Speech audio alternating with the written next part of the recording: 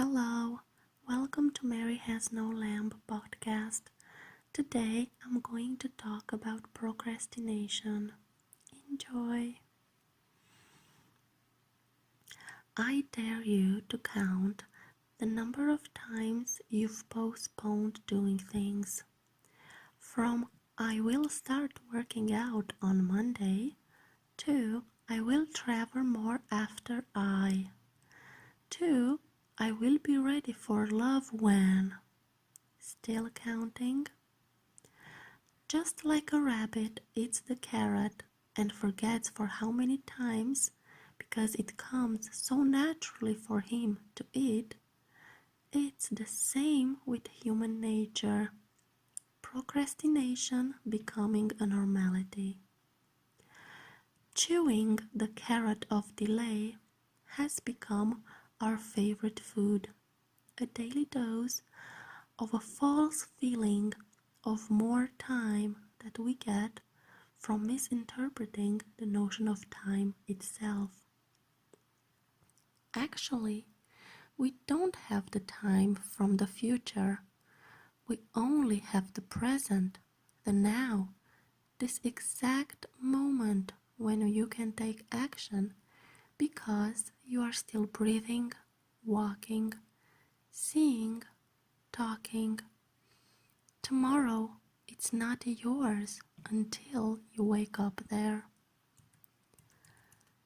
The results of such a rabbity behavior is usually regret. After months or years of mothballing an activity, a plan, an intention, people start to have second thoughts. What if I would have went to fight for that girl, and it would have been different? What if I went to that university instead of pursuing money?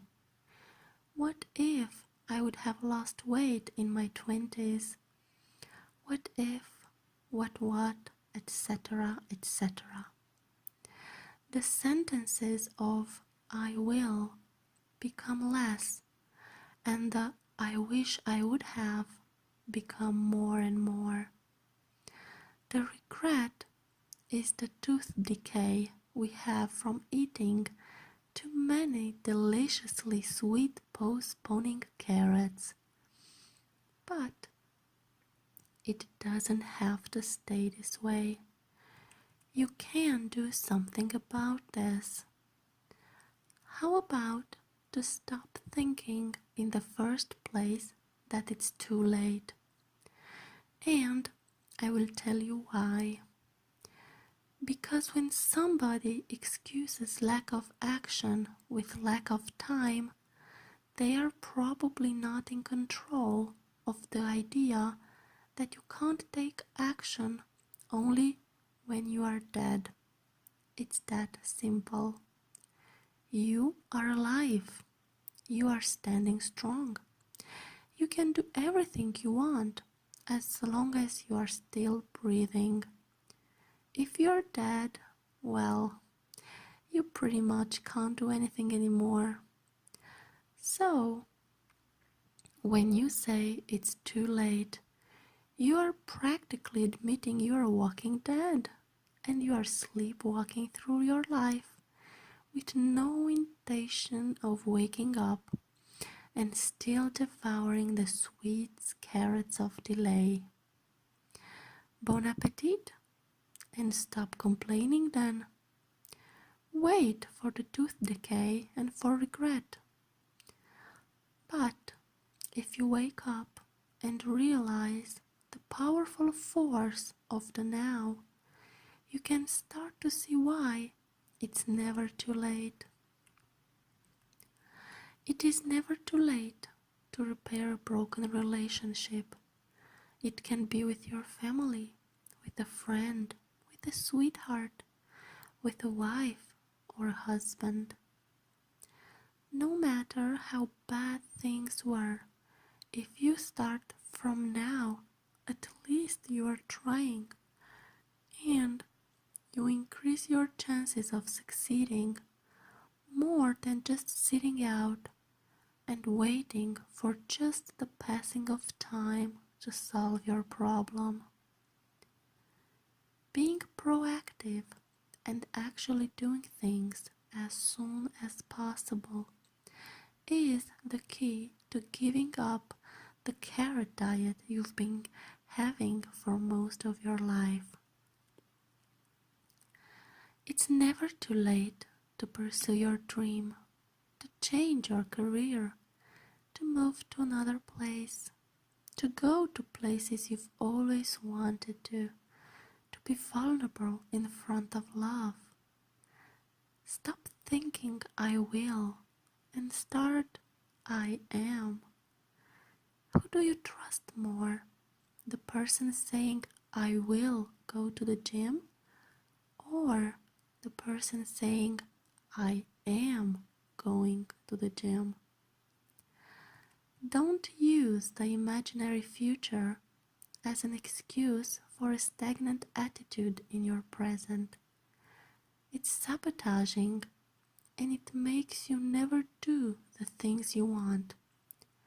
I have heard many people say, I will do this when I'll be 36, and then at 40 I will do that, and for 60 I have this in mind. What a bunch of bollocks. Have you thought about the fact that maybe you won't reach to be 70 or even 40? Maybe you will, and your carrot diet will work out by pure luck.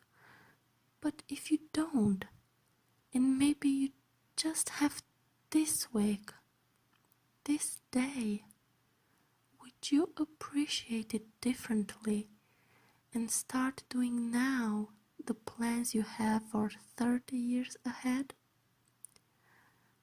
I guess we all know the answer to that, but most of us like to think that we have the eternity to do our dreams. We don't. The things people manage to postpone are incredible. Some give up the love of their life. Some give up the idea of having a family. Some get stuck in love life for having a stupid crush on somebody for years. Some get blocked in the same workplace for decades. Some stay in a toxic group of friends. Some stay lonely. Some never travel until they do something else on their stupid future-to-be list. Those deserve their situation because they never did something to change it, as cruel as it might sound.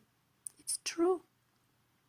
You can get out of anything and get in anything you want to. They just sat around by doing things the same way. If you want something you never had, shouldn't you start doing something you never did? Duh. But never, never I have heard anyone say this. I will be dead soon, so what should I start doing now? This grasp of our reality never crosses our mind, our own mortality. Because we are so afraid of it, we hide it just like dirty laundry in our closet and delude ourselves with the carrot of postponing.